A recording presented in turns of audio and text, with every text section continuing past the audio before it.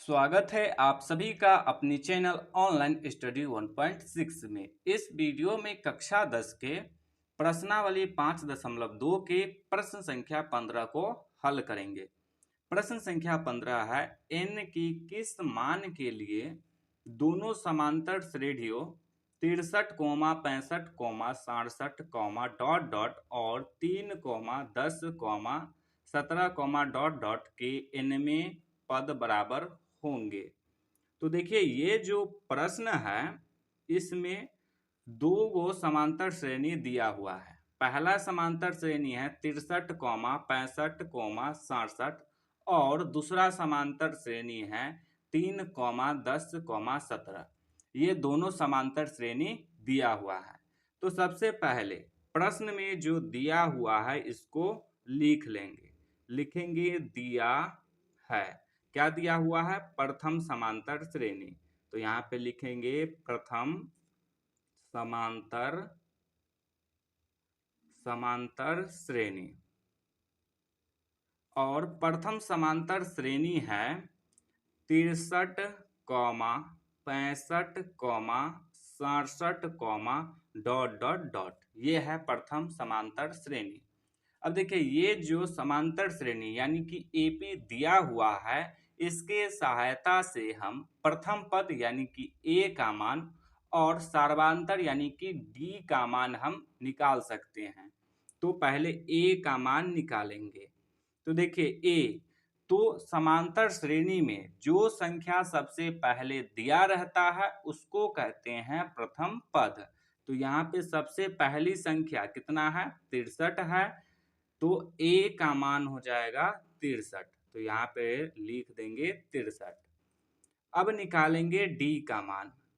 तो देखिए डी का सूत्र होता है A2 माइनस A1। A2 का मान है 65। तो A2 के स्थान पे लिख देंगे 65 माइनस A1 का मान है 63। तो A1 के स्थान पे लिख देंगे 63। अब 65 में से 63 को घटाएंगे तो घटाने पे आ जाएगा 2। तो देखिए ये जो एपी था, इस एपी के सहायता से ए और डी का मान निकाल लिए। अब इस एपी में क्या दिया हुआ है? दूसरा समांतर श्रेणी भी दिया हुआ है। तो हम यहाँ पे लिखेंगे दूसरा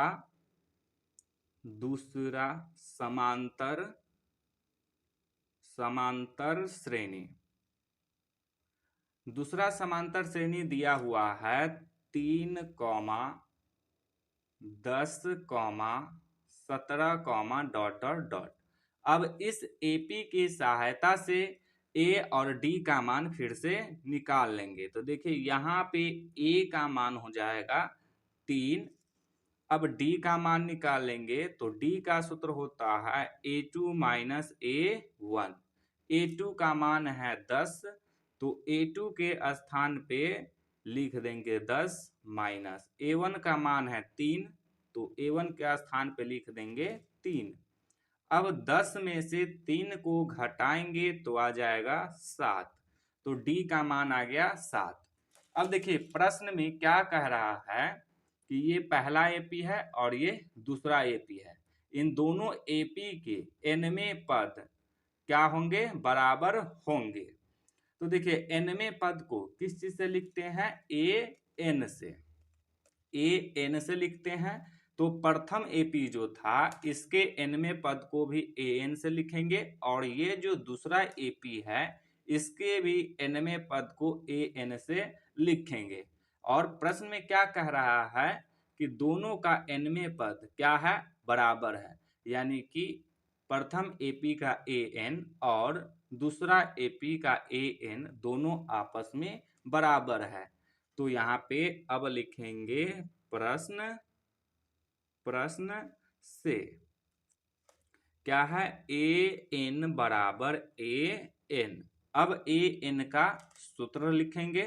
तो an का सूत्र होता है a plus n minus 1 into में d बराबर। ये जो an है इसका भी सूत्र हो जाएगा a plus n minus 1 into में d।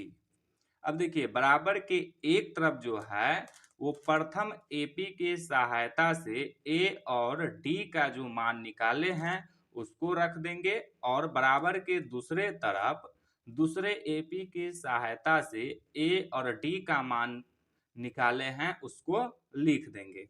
तो देखिए प्रथम एपी में ए का मान है 63 और डी का मान है 2। तो आइए मान को रखते हैं।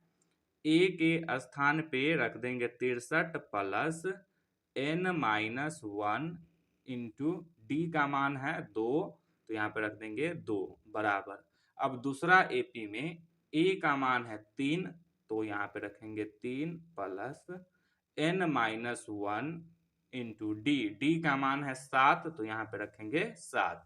अब इसको हल करेंगे तो हो जाएगा 63। अब देखिए ये जो कोष्ठ है इसको तोड़ेंगे, तो इसके लिए क्या करना होगा, 2 को एक बार n से गुना करना होगा, फिर एक बार इस 1 से भी गुना करना होगा। तो चलिए गुना करते हैं। तो 2 को n से गुना करेंगे तो हो जाएगा 2n, यहाँ पे प्लस का चिन्ह है तो प्लस का चिन्ह। 1 को 2 से गुना करेंगे तो हो जाएगा 2, यहाँ पे माइनस का चिन्ह है, यानी कि प्लस माइनस हो जाएगा माइनस, तो माइनस का चिन्ह हो जाएगा बराबर 3 प्लस n को 7 से गुना करेंगे हो जाएगा 7n माइनस 1 को 7 से गुना करेंगे हो जाएगा 7। अब क्या करेंगे कि इस 63 में से इस 2 को घटाएंगे तो आ जाएगा 1 प्लस 2n बराबर 7n। इस 3 में से इस 7 को घटाएंगे तो ये हो जाएगा -4। अब क्या करेंगे कि n वाले को बराबर के एक तरफ रखेंगे और ये जो बिना n वाला है इसको बराबर के एक तरफ रखेंगे। तो ये जो 7n है इसको बराबर के इस तरफ लाते हैं, तो ये इधर प्लस में है, इधर आके हो जाएगा माइनस में 7n बराबर, इधर -4 तो -4। ये 61 बराबर के इस तरफ प्लस में, इस तरफ आएगा तो हो जाएगा माइनस में 61। अब इसको हल करेंगे तो 2n में से 7n को घटाएंगे तो हो जाएगा -5n बराबर, माइनस माइनस हो जाएगा प्लस, लेकिन चिन्ह रहेगा माइनस का। अब 4 और 61 को जोड़ेंगे तो हो जाएगा 65। बराबर के इस तरफ भी माइनस है और बराबर के इस तरफ भी माइनस है, तो ये माइनस से ये माइनस कैंसिल हो जाएगा, यानी कि कट जाएगा। अब n का मान निकालेंगे तो इसके लिए इस 5 को बराबर के इस तरफ लाएंगे, इस तरफ n के साथ गुना के रूप में है, इस तरफ आएगा तो हो जाएगा भाग में, यानी कि चला जाएगा बट्टा के नीचे। अब इसको काटेंगे तो ये कट जाएगा 13 पचे 65, तो n का मान आ गया 13। n का मान 13 आया, इसका अर्थ यह हुआ कि ये जो प्रथम समांतर श्रेणी है और ये जो दूसरा समांतर श्रेणी है, इन दोनों समांतर श्रेणी का 13वां पद जो है वो आपस में बराबर होगा। तो अब इसी चीज को यहाँ पे लिख देंगे, तो यहाँ पे लिखेंगे अतः दी गई समांतर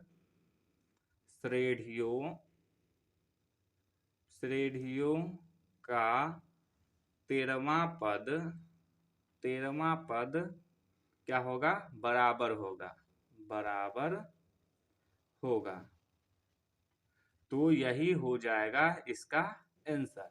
तो उम्मीद है कि आप लोगों को ये प्रश्न समझ में आया है। यदि समझ में आया है तो इस वीडियो को लाइक कर दीजिए और चैनल को सब्सक्राइब जरूर कर दीजिए।